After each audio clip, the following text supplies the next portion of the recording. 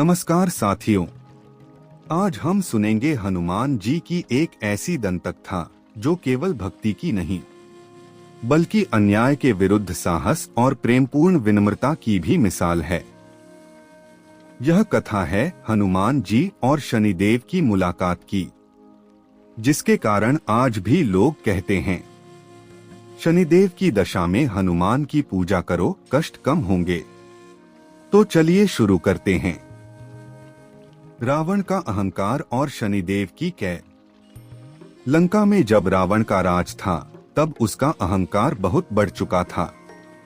उसने देवताओं को जीत लिया था, ऋषियों को सताया था और स्वयं को अजेय समझने लगा था। एक दिन उसके मन में एक विचार आया। शनिदेव की दृष्टि जब किसी पर पड़ती है तो उसके जीवन में मुश्किलें बढ़ जाती हैं। यदि मैं शनिदेव को ही कैद कर लूं तो मुझे कभी कोई हरा नहीं सकेगा। अहंकार इंसान को अंधा कर देता है। रावण ने भी यही किया।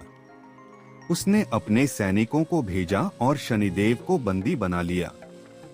उन्हें लंका के एक अंधेरे कड़े पहरे वाले किले में कैद कर दिया गया।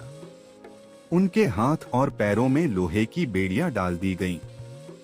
लेकिन शनिदेव क्रोधी नहीं, धैर्यवान थे। उन्होंने सोचा, अधर्म का अंत एक दिन अवश्य होगा, बस समय की प्रतीक्षा करो। हनुमान जी का लंका प्रवेश। उधर माता सीता की खोज में हनुमान जी पहली बार लंका पहुंचे। शहर में घूमते हुए उन्होंने दूर एक अंधेरा सुनसान किला देखा और महसूस किया, कोई पीड़ित आत्मा यहाँ है। हनुमान जी ने अपनी गदा की हल्की चोट से ही किले की दीवार तोड़ दी। अंदर अंधेरा, मौन और बेड़ियों की आवाज थी। वहां शनिदेव बंधे हुए थे। हनुमान जी ने आश्चर्य से पूछा, हे देव, आप कौन और इस अवस्था में क्यों? शनिदेव ने शांत स्वर में कहा, मैं शनिदेव हूं। रावण ने अपने अहंकार में मुझे कैद कर रखा है। हनुमान जी को अन्याय सहन नहीं होता था।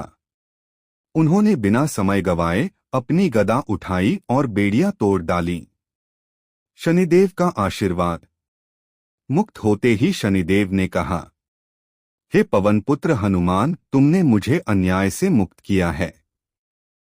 मैं तुम्हें वर देता हूं। कहो, क्या चाहते हो?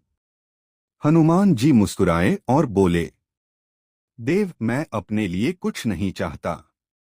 बस इतना आशीर्वाद दीजिए कि जो भी संकट में आपका नाम ले, वह यदि मेरा भी स्मरण करे तो उसके कष्ट कम हो जाए।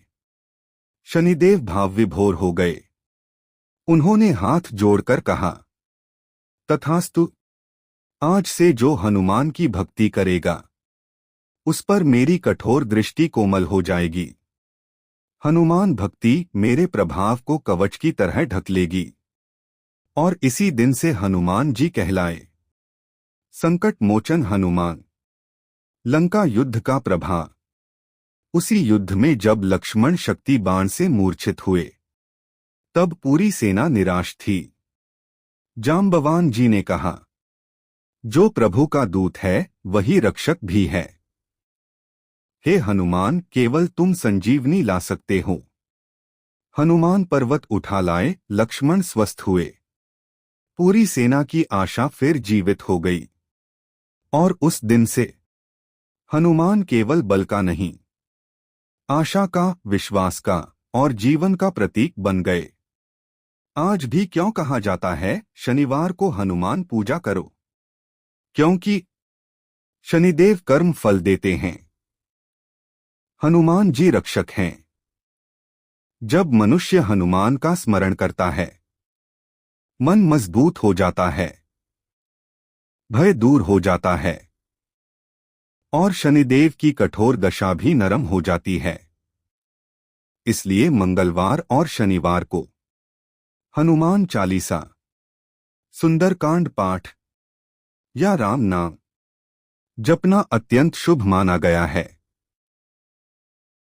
तो मित्रों, यह थी वह दिव्य कथा जिससे पता चलता है कि सच्ची भक्ति में असली शक्ति होती है और विनम्रता शक्ति से बड़ी होती है। अगर कहानी अच्छी लगी हो तो जय श्री राम और जय बजरंग बली कमेंट में लिखें। वीडियो को लाइक करें, शेयर करें और ऐसी ही दिव्य कथाओं के लिए चैनल को जरूर सब्सक्राइब करें। जय हनुमान, जय शनिदेव, जय श्री राम।